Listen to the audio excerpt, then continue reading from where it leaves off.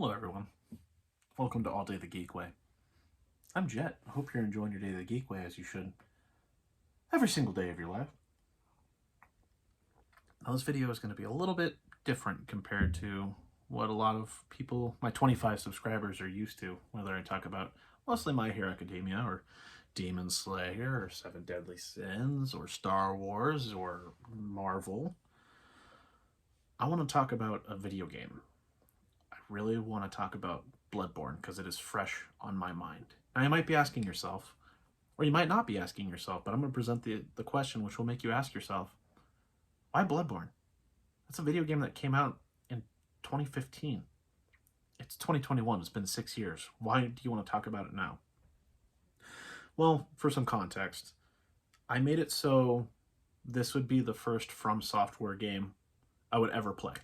I've never played Dark Souls, never played Demon Souls, never played Sekiro Shadows Die Twice. I made it a specific point to make it Bloodborne. Granted, I've never had a PS5, I've never had a PS4. It's a PlayStation exclusive. I've never had those, and I'm not one person to be like, I'm going to go to someone's house and play that game. That's just rude. Granted, I still don't own a PS5. My significant other has a PS5, but that's different. Thank you. And at first, I never wanted to play these games in the first place. I remember back in college, my fraternity brothers would play Dark Souls, and they would just be insanely frustrated that I didn't understand anything going on. I didn't think there was a story at the time, which I was incredibly wrong. I didn't want to deal with the frustration. These games were made. It's a specific genre now, and it's made to be not frustrating but difficult. But I interpreted that as just being frustrated all the time, and I could not have been more incorrect. Because I remember back in 2015 or 2016, I was scrolling through YouTube, and I was trying to understand a lot of geek lore at the time, and one of the things that came up was a YouTube channel called Vati Vidya. Now, I'm sure many of you know this YouTube channel. He has over 1 million subscribers at the very least. And he's really well known for going in depth about Bloodborne, Dark Souls, Demon Souls, Sekiro Shadows Die Twice, producing some Elder Ring content, or at least announcements, and trying to interpret those and go from there. He's very well known for his story explanations, or I should say interpretations, and his Prepare to Cry series, which is probably his most famous or infamous, depending how you want to interpret it. I mean, he's done like Prepare to Cry of many of the characters. One of my favorites is Eileen the Crow. One of the reasons I wanted to play Bloodborne, but also Dark Souls. Dark Souls Prepare to Cry Remastered Artorias. Oh, I teared up a little bit, to say the least. I wasn't prepared to cry in a video called Prepare to Cry. I'm rambling, but he made a video called Bloodborne Story Explained. Now, if you don't know anything about these games by From Software, your character's just kind of put in the middle of something. It's kind of like the aftermath of everything that went on. So what you have to do is get like context clues and go through item descriptions and very much be able to interpret and put the pieces together of the history of the world around you. And same goes for Bloodborne. And it's a whole 30-minute video, and I listened to it, and I was captivated. I was captivated. I knew this was a game that I wanted to play. I listened to the Dark Souls story as well, Dark Souls 3 as well. But for some reason, those didn't resonate with me as much as Bloodborne. Now, I've had access to the other From Software games. I could have played Dark Souls. I could have played Dark Souls 3. I could have played Sekiro Shadows Die Twice, especially within 2020, but I decided not to because I wanted it to be Bloodborne. So that's the context behind it. Now that I've had the chance to play it, I gotta say, the game is amazing. I love it. It has its fair share of problems, don't get me wrong. It's not perfect. But I don't regret making this my first From Software game. I haven't finished it yet, and I had to restart the game twice. One was the fault of the game, and one was my fault.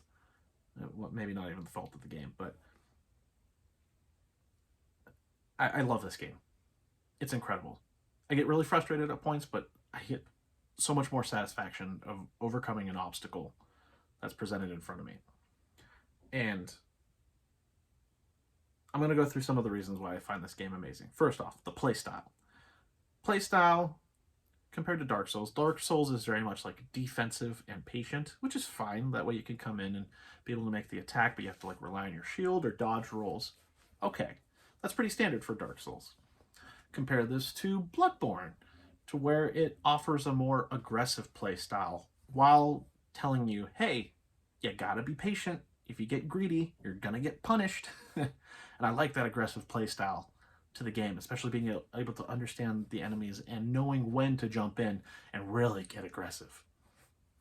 The aesthetic, even though it's dark and even though it's dismal and there's not a lot of hope in the world of Bloodborne, I really like the environment. I really like the aesthetic. I love Yharnam, even though it's a dark and dismal place. I really like that Gothic and Victorian style architecture that's presented in the game. I mean, I've always been attracted to that, especially back in 2016 when one of my good friends was getting married in St. Louis. I'm not a religious person, but those cathedrals in St. Louis are gorgeous, especially that Gothic and especially that Victorian type of art style. I liked it. I liked it a lot. Get to the music. Let's talk about music. The music in this game is incredible. I've listened to pretty much all of the tracks to each From Software game, and Bloodborne is the best one. I will say that with confidence. Even the introduction, when I was fighting the Cleric Beast, the very first boss I've ever fought in a From Software game, pummeled me, beat me to a pulp. And I was like he's beating me to a pulp, but the music is so good. The music was so good. I took him down a second time, but neither here nor there. The music is so good. The music, Ludwig the Holy Blade by, I don't even remember the composer's name. I should have wrote this down. And Lady Maria of the Astral Clock Tower. Those songs just stand out to me. Even like some of the ambiance for certain maps. Yahar'gul, that stands out to me, even though Yahar'gul is the first time you go around before the blood moon. Oh, it's terrible. But that do do do do, like that chanting in the background makes it very ominous, and it really sets the ambiance. So I just think Bloodborne is very effective in the realm of music. I'll go into that a little bit later. The story, that should be a given one. Oh, I mentioned VatiVidya. Also, look up a YouTube channel. They did a video about 7 months ago. Now, today is October 13th as I record this video. Yeah, they did a video 7 months ago about the Bloodborne story. It's a YouTube channel called The Brothers Code.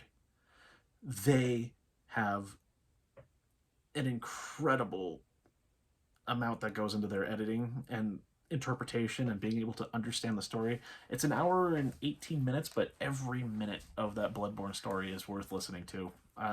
They're really good at transitioning. So, gotta give that credit. Watch The Brothers Code, but the story to it, even though there's not a lot of happy things that happen in Bloodborne. You learn the history and how the downfall of Yharnam. You go and do the side stories, and not everything turns out great. In fact, even with the endings, you don't know if it's going to turn out great.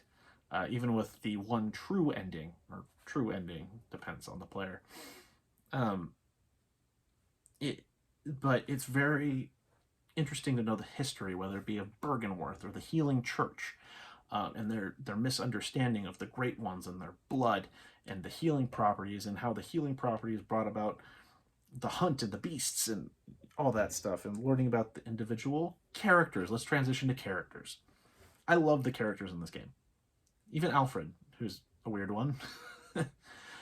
But characters that stand out to me, I like Simon from the Old Hunters DLC. Especially, you could tell that he was definitely one of the old hunters who was heavily motivated by Ludwig the Holy Blade, who is my second favorite character. learning his backstory, his tragedy. Frankly, his backstory and to the current events of Bloodborne, it's a tragedy. It really is. I mean, considering he is a boss fight in the game, but you learn he's like a very benevolent figure who eventually had a downfall, and he had really righteous and benevolent convictions, though it was the organization that would lead to his downfall. And of course, my favorite character, Eileen the Crow. I love Eileen. Oh, I love Eileen the Crow. A junta of juntas, as she likes to say. I love her introduction and learning about the sky burials and the implications behind that. I'll get into it a little bit more later as I talk about the side stories of the game, but Eileen the Crow is such a great character. She has to go through a lot, and a lot of what she has to go through is actually implied through the game in understanding different characters. Like, she's a hunter of hunters. She doesn't hunt beasts, she hunts other hunters who have a huge bloodlust. And some of those people are allies. I love the characters in this game. Even Gurman. Gurman has it rough. Anyway, finally, the variety of weapons. Now, you can go into like Dark Souls or Demon Souls. There's a variety of weapons, but sometimes you'll have a sword and then you'll have another sword that you swing in the same way. It just does different damage, or you swing it a little bit faster, compared to Bloodborne, where you get a weapon. And for the most part, they're very unique. Now, my build right now, because it's my first Soulsborne game, I've gone with the Saw Cleaver. Granted, I have gone to the Blades of Mercy. Though, the weapon variety is very interesting. You can do an arcane build and be able to do magic in the game. Or you can get a whirligig saw. So it starts out as like a little staff that you can poke people with, but then you attach a wheel behind it and you make a saw out of it and you mow people down. It's like, and you have trick weapons, so like the Kirk hammer, stuff like that. And each weapon has a different I don't want to say different variety, but you can change the form of the weapon. So like the Blades of Mercy, you'll have one blade and then you split it up into two, where it's weaker when it's split into two, but your attack motions are a lot faster. There's a lot of variety, a lot of play styles that I have to commend this game for. Like, it's not a huge weapon selection, but it's very unique, and you make the best out of each weapon selection. So overall, with this game, I have far more praises than I do criticisms. That being said, it's not without its criticisms. Like, certainly not without its criticisms. One that's come out the most is the Hunter's Dream as a hub. While it's a cool concept, like having to go to a Hunter's Dream, where it's for sure a safe space where your character can fortify their weapons, or level up, or purchase other items, the problem is you always have to go through that central hub before being able to transfer to another location. So it wastes time. And it's very monotonous, where Dark Souls had it right. In Dark Souls, you go to a bonfire, you're safe at the bonfire, and you just travel from one bonfire to the other, rather than having to go to a lantern, go through the Hunter's Dream to a gravestone, to go to another location. That's monotonous. Hopefully when they do a remaster, if they do a remaster, apparently there's news coming out that it's potentially in the works. Hopefully they can just go from lantern to lantern. Like, it's just very monotonous. The second thing is, the game is very unforgiving if you attack friendly NPCs. So, again, I've had 2 playthroughs of this game, so I'm on my 3rd try right now, and the first time I restarted because I put my controller down, and for anyone who hasn't used a PS5 or their controllers, they're very sensitive. Like, you press a button a little bit and you're doing an entire motion. Jarrett, you can change the sensitivity. True. That being said, a lot of players have interacted with in the past where you attack an NPC on accident and then they're just not friendly to you the entire time. Now, Dark Souls did it right. You trigger an NPC, they attack you, but there's an item that you can get that will make those NPCs neutral and friendly to you again. You don't get that in Bloodborne. And the first time I tried, I remember putting the controller down, and it triggered the R2 trigger, and it just did a full attack motion, which was fine. And it takes 2 hits for the NPCs to be hostile to you.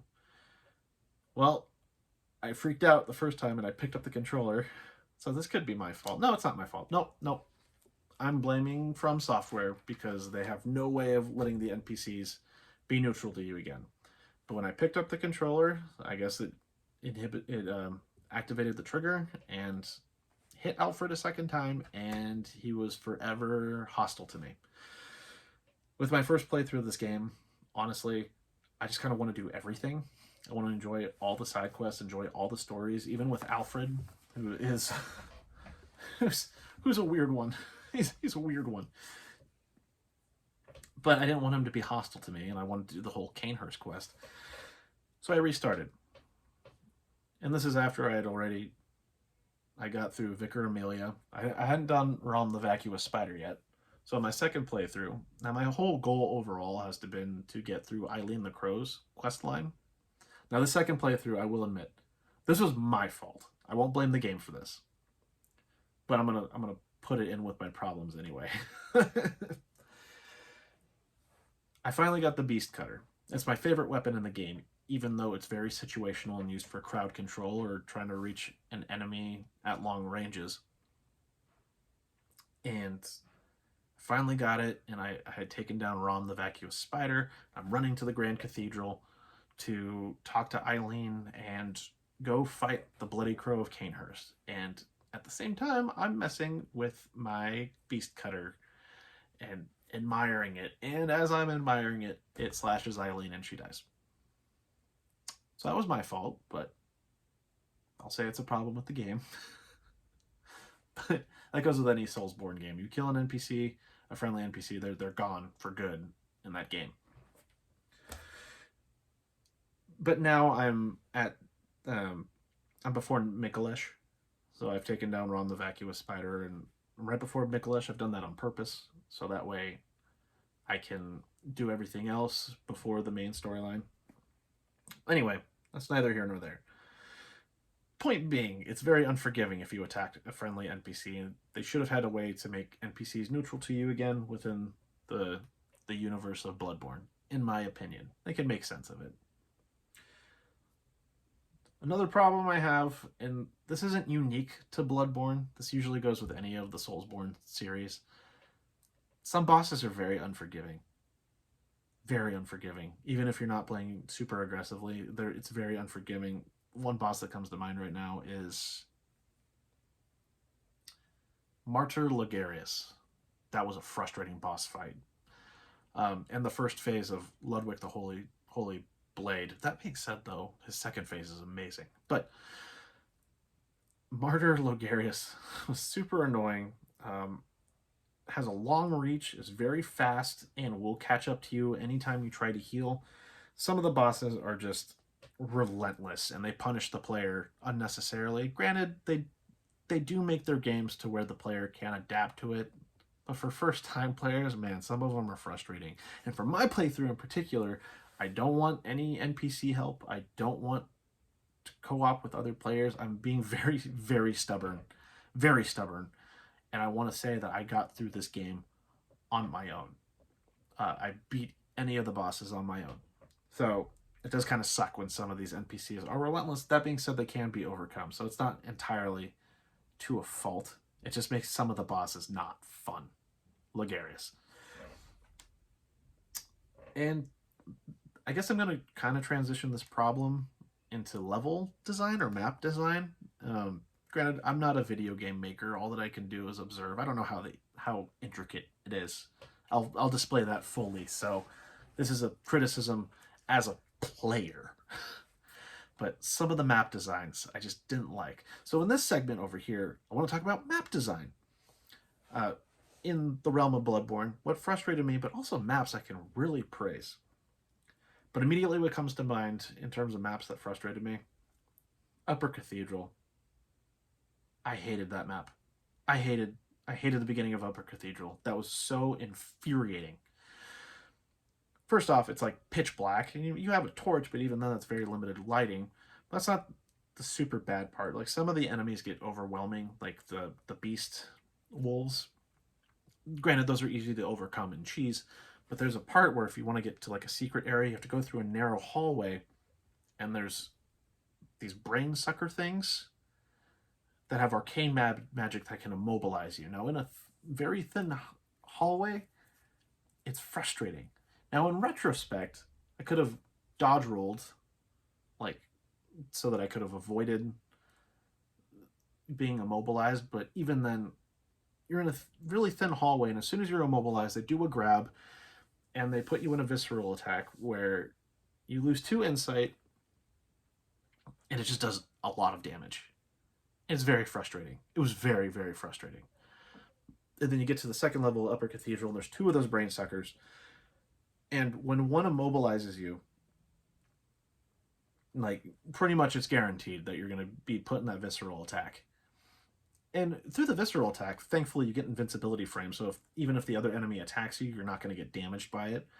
That being said, though, if they trigger arcane magic that immobilizes you, and you just get out of those invincibility frames and you're immediately caught, yeah, it's a little bit frustrating. It killed me quite a few times. I figured out how to get by it eventually, which was very gratifying, being able to open up the rest of the Upper Cathedral, so I never had to go back to that map again. Like, when I play it again, I'm going to be like, oh, I'm going to play the rest of the game and not go into Upper Cathedral. That was very frustrating. And then the Nightmare Frontier is infuriating.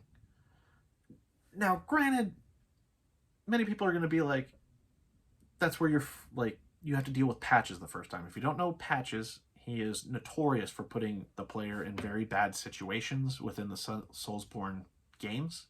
And this is no exception. And he puts you into, like, a poison pit. And that wasn't even, like, the large part of my problems. I could deal with that because I knew what I was getting into with Patches. I'm going to be put in a really tough situation I need to get out of. Granted, the end of that tough situation is infuriating, but it's because the map itself, it has, like, these...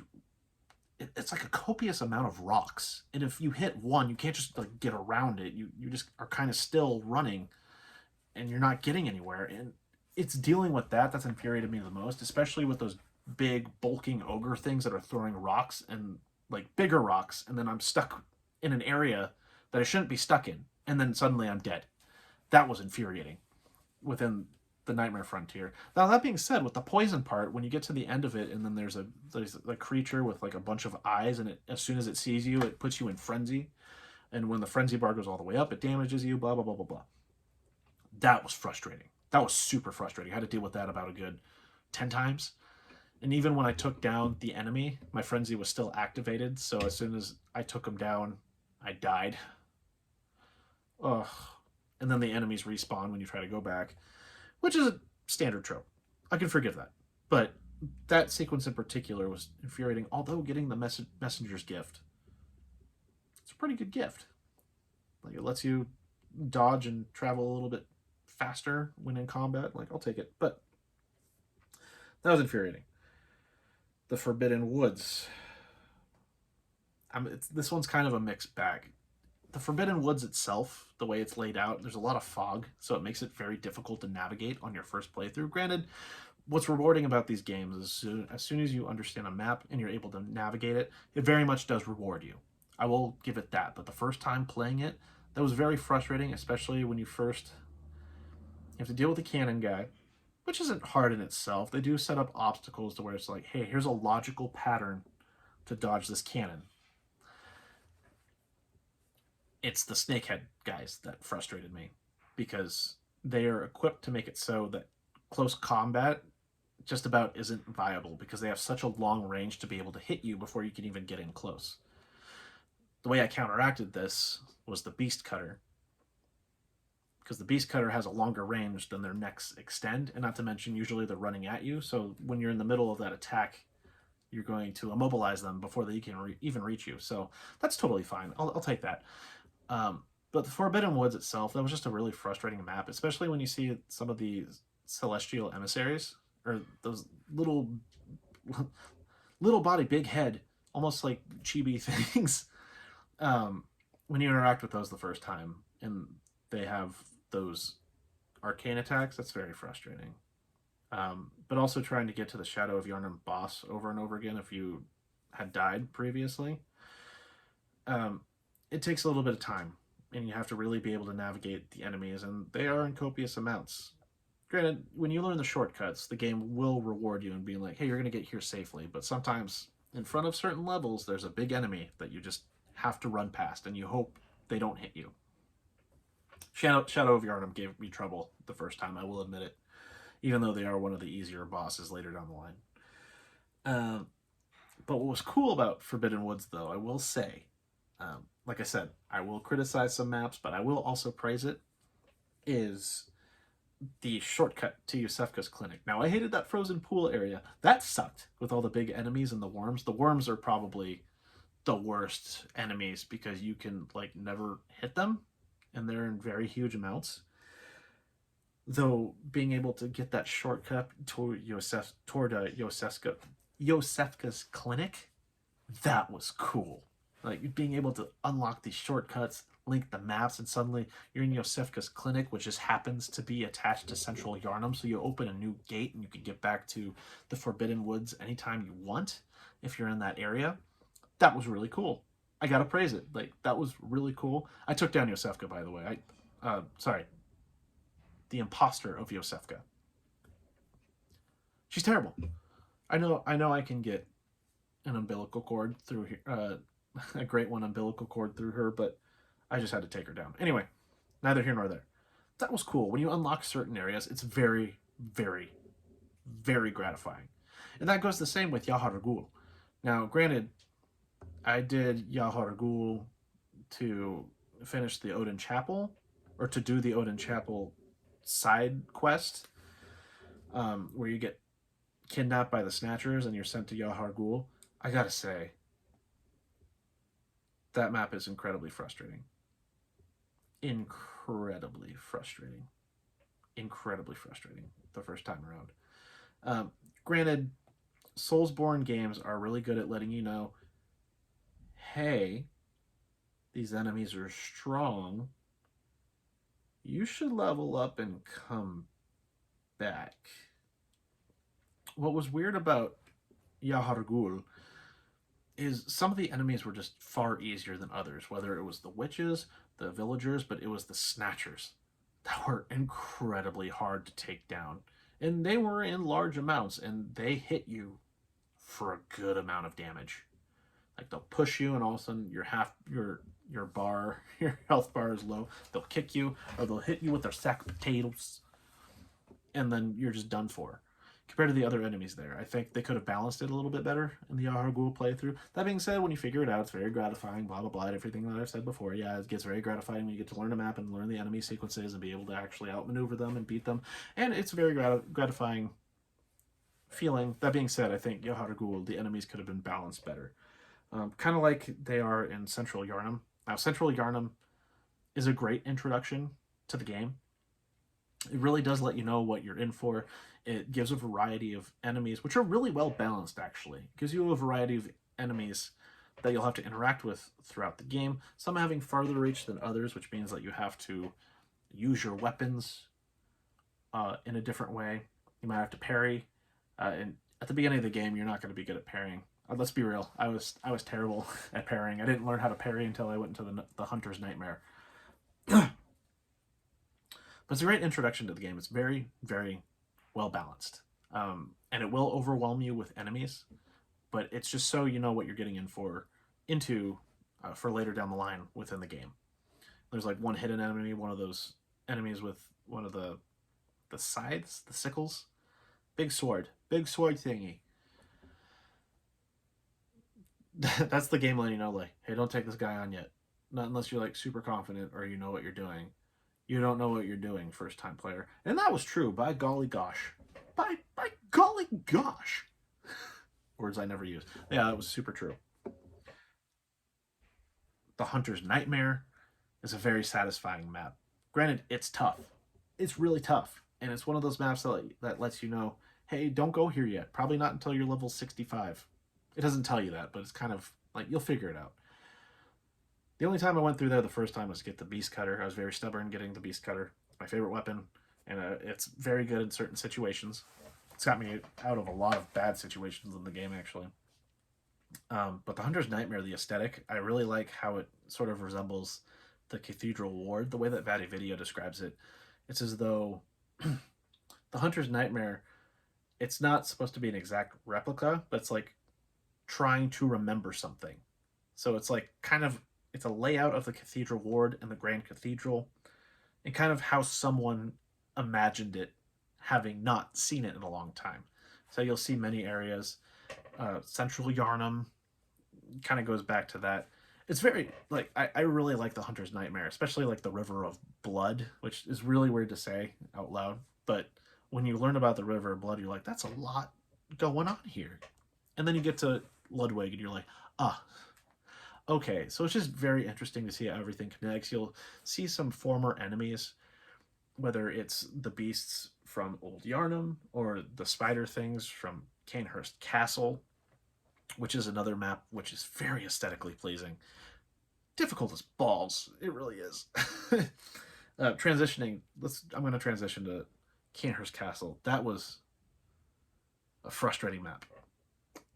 Very beautiful to look at, like a winter wonderland, as someone described it to me. My significant other, actually. And those spider enemies are just very difficult to deal with. They're very overwhelming, and they pack a powerful punch. That being said, when you get into Canehurst Castle, the enemies are a lot more manageable. There's just a large amount, and that is not good when you have to go back and do a boss fight, even with unlocking like the elevator to for the shortcuts, because I died plenty of times with Martyr Logarius, and getting back to him was insanely frustrating, and then an insanely frustrating boss fight. There's so many enemies, and so many enemies that damage you from a distance, and it's just as soon as they see you, they are able to inflict damage, so you have to take down the enemy before you can proceed. Especially if you have to climb up ladders. If you get damaged 4 times, suddenly your character's just like, oh no, I can't climb up. So then you fall from the ladder, you get fall damage, and then you're also surrounded by a bunch of enemies, and then you're dead. And you lost all those blood echoes that you got before. Canehurst Castle was so frustrating. But it was beautiful. Aesthetically, it was very beautiful. I really liked how it looked. Just those enemies. Especially, yeah. I can go on about Canehurst Castle and my frustrations about it. But finally, I want to talk about something that I was satisfied with level design-wise, or map design. Old Yarnum. I thought that was set up very well, especially because higher up is when you have one of the previous powder keg hunters, and then below are all the beasts that were affected by the beast outbreak. I thought it was really well done, and they make it so the player can figure out multiple ways to dodge the Gatling gun at the top of the cathedral area. I liked Old Yarnum a lot, especially with the boss fight of the Bloodstarved Beast, but I'll get into that a little bit later.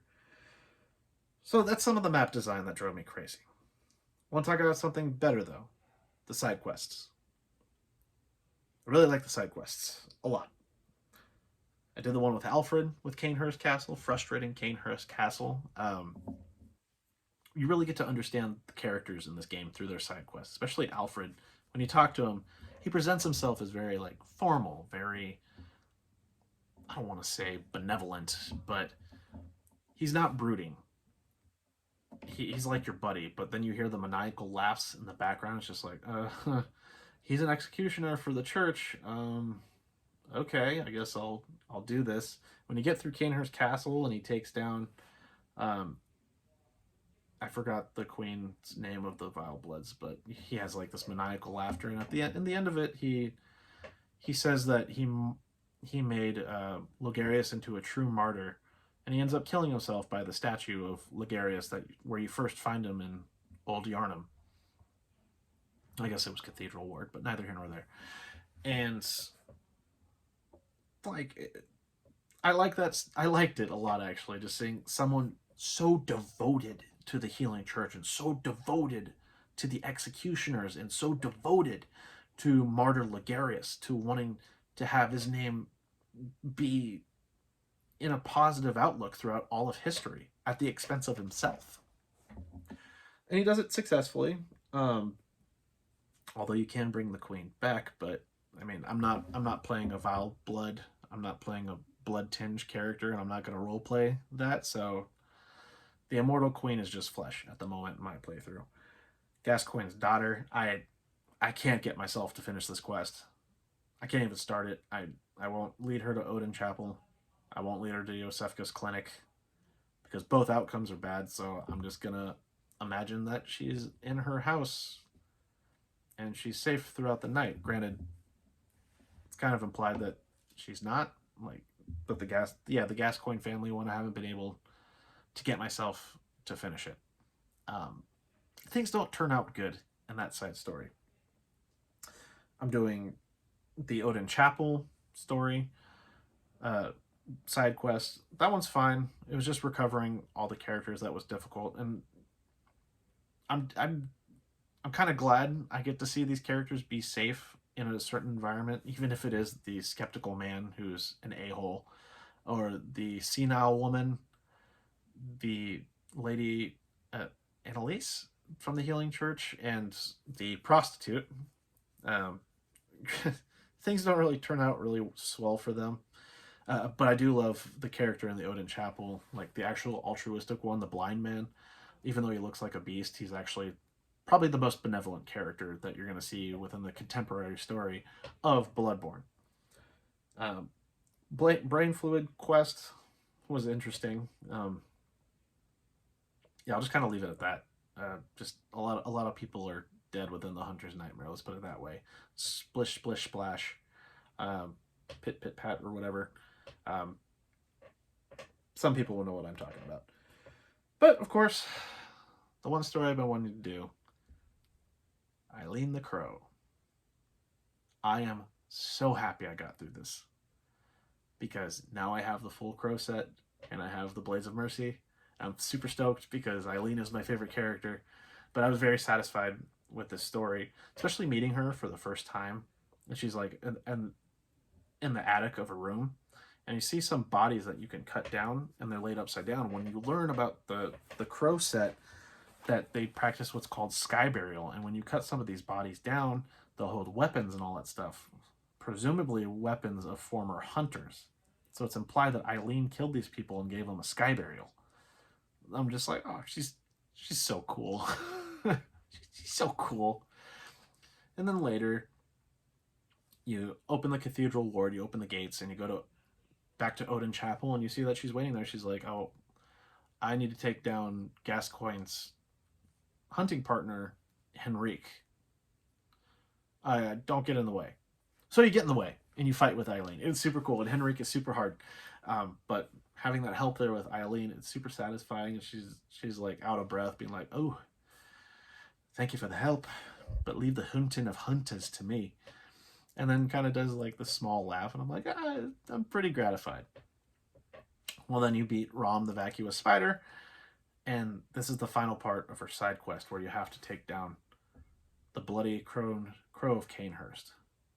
I don't know how this character was not considered a boss fight, but it felt like a boss fight. He was tough. I hated him more than Logarius, I think. You really got to know how to parry. But you see her in front of the Grand Cathedral, and she's bloodied and bruised and laying down. She says, I have enough blood, but stay out of this. So you get into it, and you fight the bloody crow of Canehurst. So first off, you get more insight as to Eileen, and this is all implied to the characters that she fights. And you can presume with the bloody crow of Canehurst, this is a former ally of hers. She's had to take down people that she's considered friends. And that's just amazing to me, like the amount of depth that From Software put into these characters and the implications behind it. Because you see the bloody crow, he's wearing the crow garb. And if you wear that crow garb, if you're one of the crow hunters, you're a hunter of hunters. And so she's trying to take down someone who's considered a friend. When you eventually take him down, and I do say eventually because it takes a long time, you get to talk to her again. She's like, oh, just leave me here. I'm gonna rest a little bit longer. So you can presume that she's dead. She could be alive, actually, because her body isn't actually there, and she's not like... She did say that she had enough blood to be able to survive, so she could still be alive. And that makes me happy. If she died, then you know what? She did her job, and then you, the character, can take over as a hunter of hunters. I'm a hunter of hunters. PvP, I will suck at. Anyway, I was satisfied with that story. I'm so glad I restarted the game just to do it. But now I want to get to the final part. And this is going on 40 minutes. I know. Thank you for staying here. I really do appreciate it. Just listen to me ramble and gush about how much I love this game. But I want to talk about the bosses. Some that were easy, some that were hard, some that made me frustrated, and some that made me very satisfied. Starting out with the Cleric Beast. For my first time playing it, very intimidating. Just running on a bridge, and then from the background, the Cleric Beast just appears. I died the first time. I got through him the second time. You just kind of flank him, you get around the back of him, and you can take him down. It's totally fine, but it was a very, very strong start to the game. Like I said, the Central Yarnum really does let you know what you're getting into, and this is no exception with the boss fight, because the boss is very intimidating, but there's an overall gratification being able to take him down. But as I mentioned earlier, the music was amazing. So I wasn't mad that I died the first time. I was just like, oh, this music is so good. It's so good. Bader. Father Gascoigne, for the second one that I took down, he was hard. He was very tough. He's very relentless. He will keep going after you, especially when he goes into his second phase of the... Third phase, I should say, the beast form. His second phase is when he has the extended hunter's axe. He's hard. And if you don't have experience with parrying, this is a boss fight that will teach you to parry, because if you have good timing, he's a lot easier to take down. I think the most frustrating thing about this map was just the layout, or of this boss fight, was the map layout, because there's a bunch of gravestones, and if you're focused, if you're Z-targeting, shall we say, like The Legend of Zelda, if you're focused on the enemy, it's hard to see what's around you. And then I'd run around a lot of times, and I'd be stuck at a gravestone. I'm like, oh, no. And then he would just take me down. It was very, very frustrating. That being said, it taught me, hey, stop focusing on him, run away, and heal. So there's that, but if you don't know how to parry, it's a lot tougher. Bloodstarved Beast. Took me a few tries. The first time I died, I got him to the third phase, but then I died, and I didn't understand what was going on.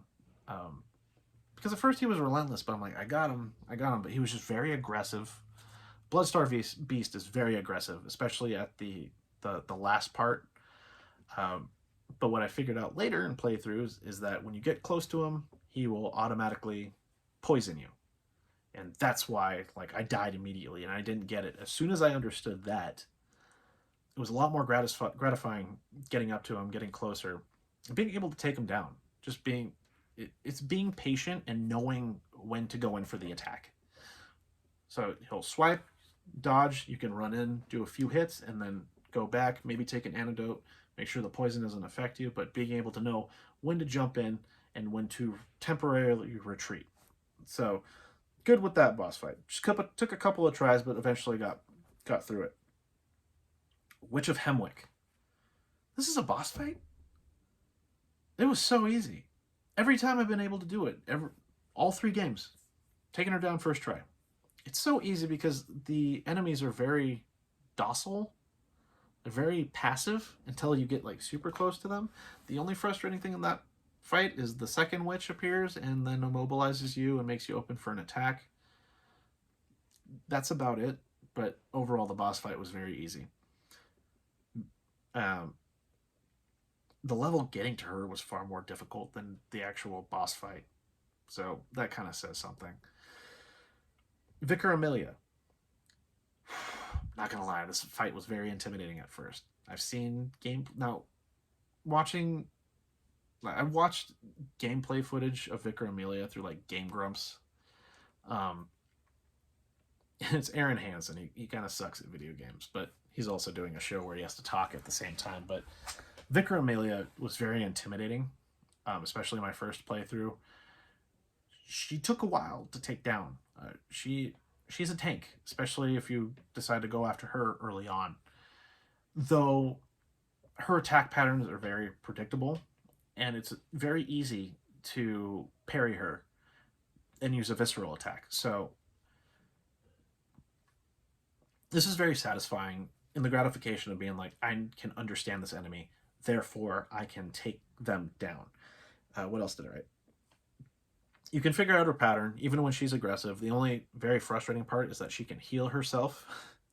um, and sometimes applying damage onto her just keeps her at the same part of the health bar, if not like a little bit more than she had previous. So that was frustrating, but you learn how to deal with it. And I think if I remember right, fire paper worked. I don't know, but it was easy to get a visceral attack on her and just take her down eventually. So it's a very good introduction to being able to understand boss fight patterns and overcome them, especially within the main storyline. And dodging her attacks actually wasn't really too hard. Dark Beast Parl. Holy crap. Remember I mentioned Yahar'gul being a very frustrating map? Well, there was one point where I got past the Snatchers, and then I was in an open area. And as soon as I was in that open area, I was just like, oh no, that's not a good sign. And out of the sky comes the Dark Beast Parl. And he kicked the crap out of me. Kicked the crap out of me. He was tough, especially with all that electricity around him. And it's just very aggressive. But then again, what will happen too is you get really stressed playing the game, and your adrenaline intensifies, and you just don't really understand what you're doing. But still being at the same level, I went after him, and I was just like, you know what, let's try some fire paper and a Molotov cocktail. And it, night and day, night and day. He was so easy to take out from there, just kind of attack his legs. All the electricity, the bolts would go away, and he was exposed to visceral attacks. So at first, it took a few tries to take him down, but when you figured out his pattern and figured out how he worked and figured out his weakness, very satisfying. Speaking of electric beasts, for the Odin Chapel one, the beast that's disguised as a human, killed him. I was going to send him to Yosefka's clinic, but decided to kill him instead. And he's easy to cheese, so yeah, I cheesed him. I'm sorry, gamers.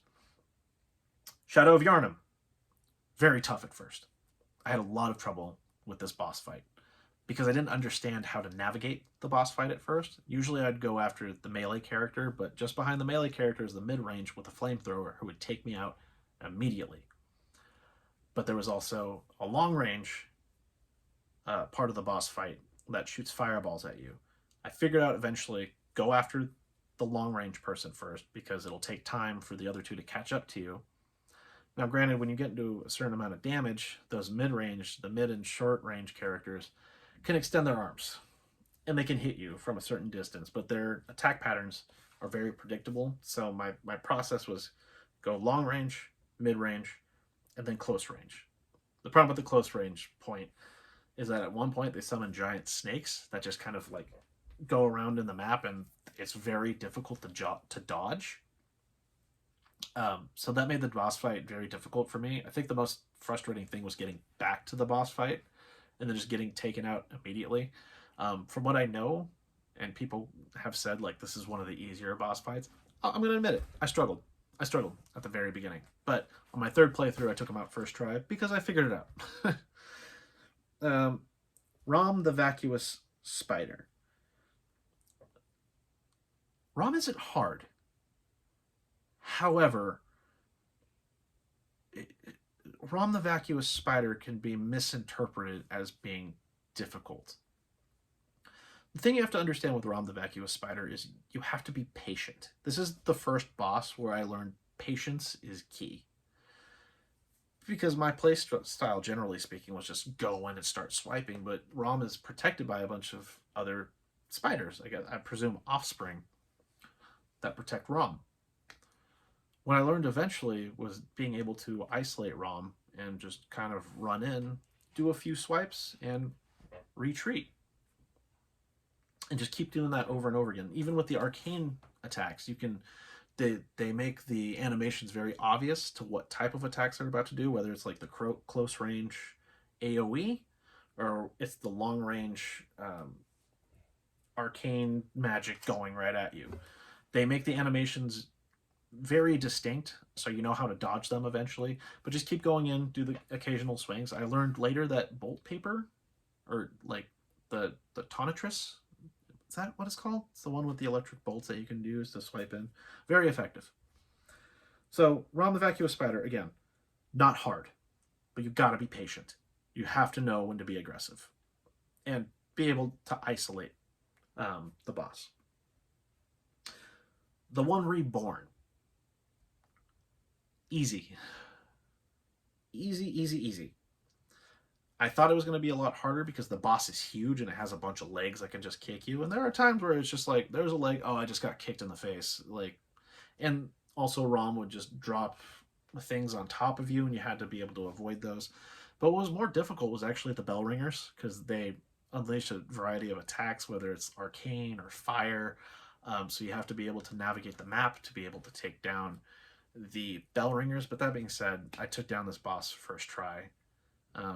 Especially because if you do take a lot of damage, the map is big enough to where you can temporarily retreat and be able to heal up and then go back in for the attack. Overall, this one was very easy. The Celestial Emissary. So this is after the frustrating Upper Cathedral. Overwhelming at first. I took the Celestial Emissary down on the second try, but the first try, I was just like, okay, I can do this. But then you just get swarmed by a bunch of those celestial beings and they just annihilate you.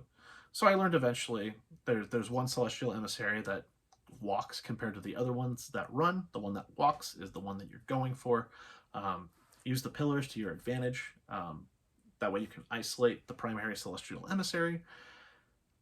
And then there's a big Celestial Emissary that can shoot arcane at you, but even then, if you get in close and you just get aggressive, it was easy. Right after that, Ebrietas, the Daughter of the Cosmos. The second great one I've had to fight. She was hard. Not in the first phase, the second phase where she starts using arcane magic and it just starts like shooting at you. That was difficult, but when you learn to get in close for the second phase and try to restrict her to using melee attacks, because what I've learned a lot in the game is if someone's swiping from the right to the left, you want to dodge in the direction that they're about to swipe from. And this is no exception for Abrietas. That being said, she can do a turnaround attack, which will damage you. Not as much damage, but it will still damage. I think it took me about 5 tries to take her down. Maybe 6. She was pretty difficult. But if you... I keep saying this over and over again. You learn to navigate the enemy, you know how they're going to swipe, and you can see the attack animations. Makes it a lot easier. Amygdala. Going back to the Nightmare Frontier. Now with Amygdala, I did like the Patches intro. I heard the voice of Patches be like, oh, Amygdala, oh, Amygdala. And I was just like, oh my god, it's Patches. And talking about the great one, Amygdala. And getting to Amygdala was difficult. The boss fight, I was able to take him down first try. Granted, I did read a note that said, get in close, do close melee attacks, because dealing with Amygdala, if you deal with the lesser ones in Yaharagul, they shoot a giant laser beam, and it's no exception for this one. The thing that confused me at first is I was doing the melee attacks, and I was doing like very little damage, maybe like 15 damage at a time. I'm like, what is going on? Well, what I learned throughout the battle is that the head was the weak point. So sometimes it would put its head really close to the ground, and you just swipe at the head, and there's like a ton of damage. I'm like, oh, I understand now. He has a weak point. And when he started to do the laser, and I was so proud of myself for doing this, but he started to do the laser, and he was about to do the laser animation, and I did the parry, which knocked him down. I did a visceral attack on him. Just, oh, good chunk of damage. Oh, that was so satisfying. First try took him down. That note helped a lot, though. I would not have figured that out without the note from another player. So I cannot give myself complete credit for that. Now, finally, in terms of main game, the most frustrating boss, and I've mentioned this earlier, Martyr Ligarius. Oh, my goodness, this was so frustrating. So incredibly frustrating. Um, Granted, I was satisfied when I got through it. I was jumping for joy when I got through this boss. I was literally jumping for joy, being like, I beat him, I beat him. And he was so difficult. Super aggressive. So, like, there's attack patterns that you can predict very obviously, especially when he puts his scythe in the air and it makes like a big ball that will go after you. It's just like, okay, you can attack that. There's some animations where he'll let like these red skull things out. It's like a magic ability. And those are a little bit more difficult to dodge, but you have to dodge at the exact right time when it's like up to you, and then you dodge forward. It neutralizes any damage that could potentially be taken. You're not affected by any animations either. What was difficult was getting in close, and then suddenly like it's like for 3 or 2 frames or something like that. I have to double count. I could be wrong on that, but it's for a small amount of frames, and all of a sudden just a skull appears and he does damage to you. I'm like, what the? This is unfair. Now, what I learned later, and what I learned later is when he gets in close for an attack, he can be parried. This helped immensely, especially with those visceral attacks. He can be parried. That being said, though, the reason I had so much difficulty with him is sometimes I'd get damaged and I'd try to run away. But as soon as you run away, he is on top of you and he is relentless. He has a big scythe, which has a long range to it, but not to mention he will use a sword. He can do swipes with the sword, but he'll thrust forward. But through his second phase, he has like a magic attack where he'll like swipe, and then like another magic swipe goes with it, so you take increased damage if you're within that range. Oh my god, it was so frustrating. But I figured out later, a lot of his attack patterns are to lunge in forward, and it's at those opportunities that you can flank him and just attack him from behind. If he does any side swipes, like again what I said, you're going, if the enemy's going from right to left, you want to go on that right hand side. It'll help with the dodge, and then go in the other direction if they start doing it the other way. It doesn't work for all the enemies, granted, but I learned it works for Ligarius. So eventually took him down, but this boss will punish you if you get greedy. And I will say, I got greedy quite a few times. I died quite a few times because I got a little too greedy.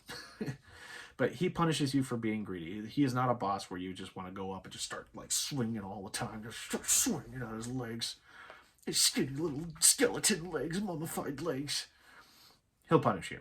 But like I said, I was jumping for joy when I took him down. Oh, that was so satisfying. It was so satisfying. Okay, but we're almost done here, I promise. Getting to the Old Hunters DLC. And this is where I've been a lot more satisfied with the boss fights. Like, as if From Software was just like, oh, okay, here's some problems with our main game boss fights. Let's make it a little bit better. I'm going to start with the first boss of it.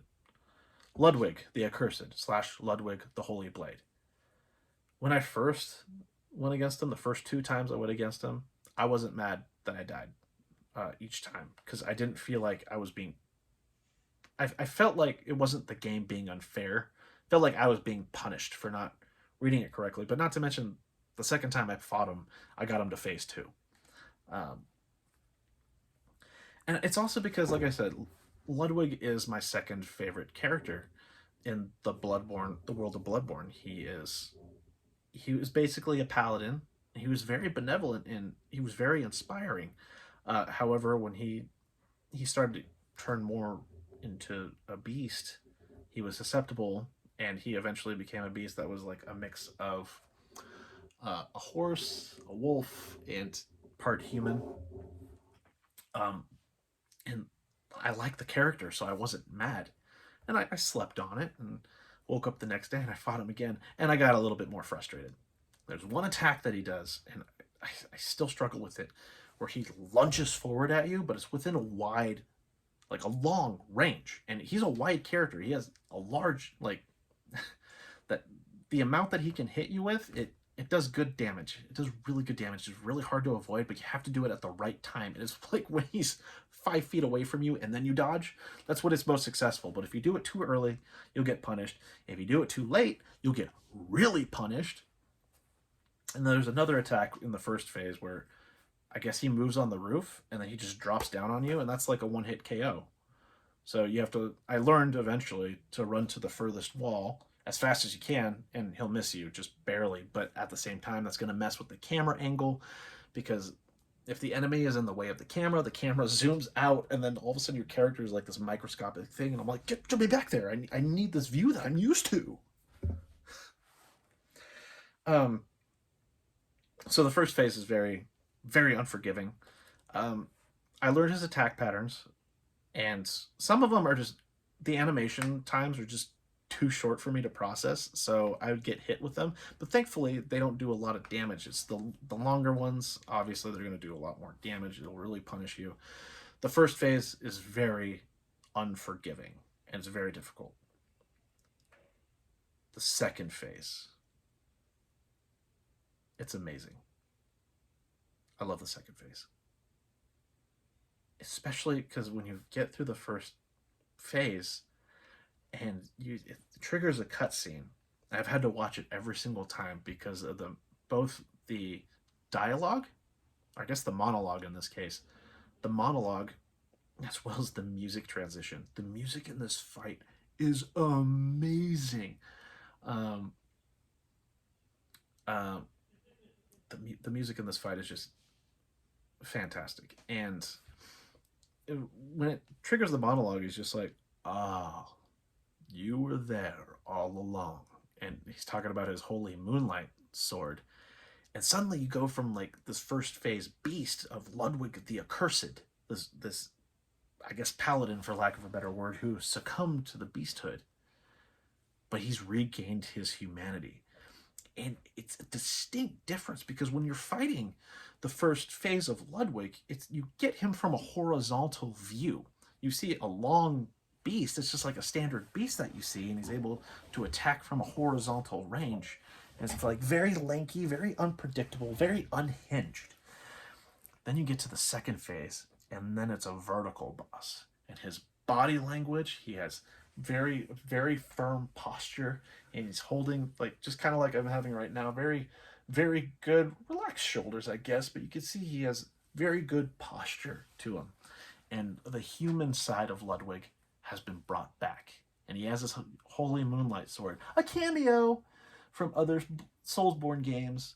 But he's intimidating. Like, I've watched some gameplay of Ludwig. For the most part, I've tried to avoid it because I really want the gratification of figuring out the boss myself. And I've seen gameplay where other players are doing co-op, and like, Ludwig's big, but it never was intimidating.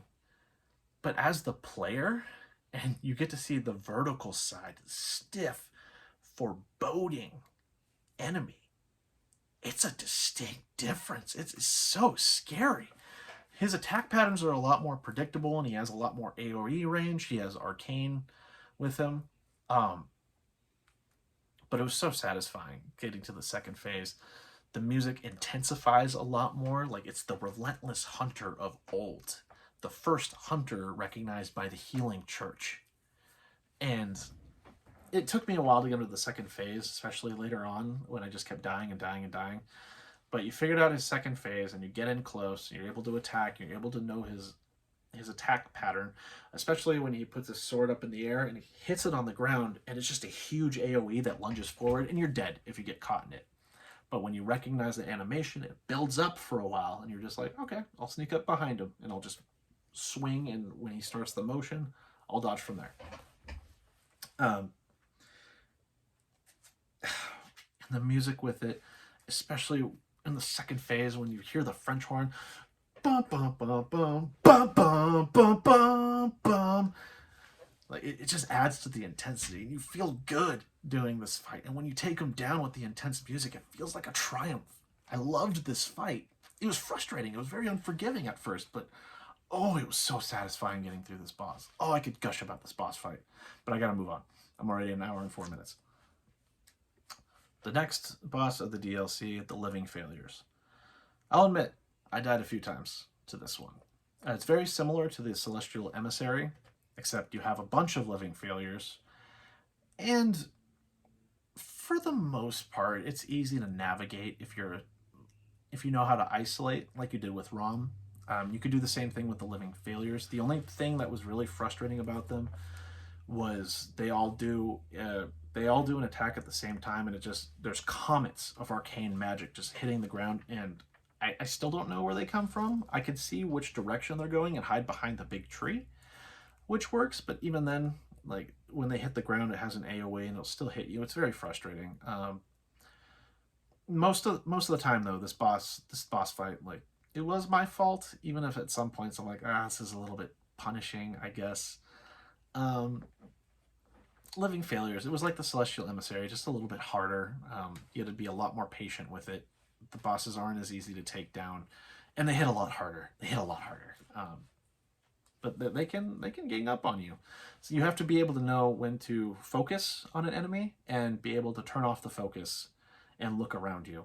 So that's what I got out of this fight. To where I am now in the game. Lady Maria of the Astral Clock Tower. I haven't taken her down yet. I've only fought her twice. And I can say definitively, this is the best boss in the game. By far. This boss is incredibly well balanced.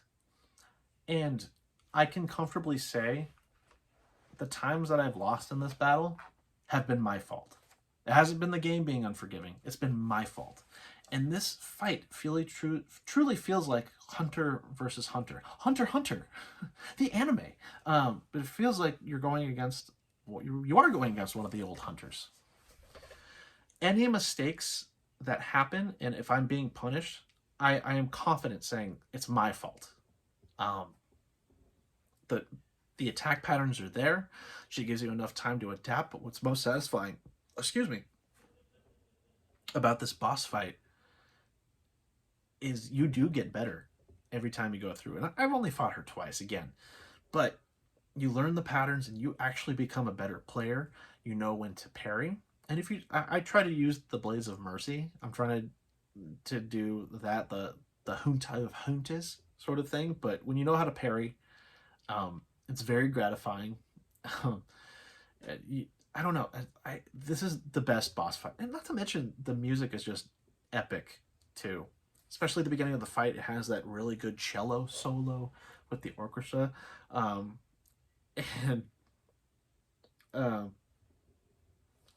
it's just very fitting.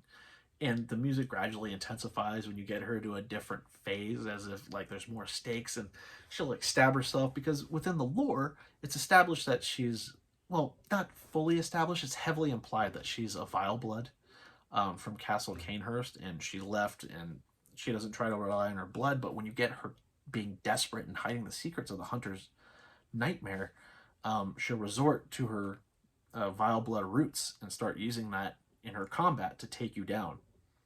And the music with it is just, oh my god, I can gush about this battle just as well as Ludwig. I can't wait to get past this boss and be able to talk about it later. Not for an hour and 8 minutes, mind you. A lot lower than that. And the one character that should have been considered a boss, but was not a boss, was the Bloody Crow of Canehurst. That was frustrating, and it should have been a boss, as far as I'm concerned.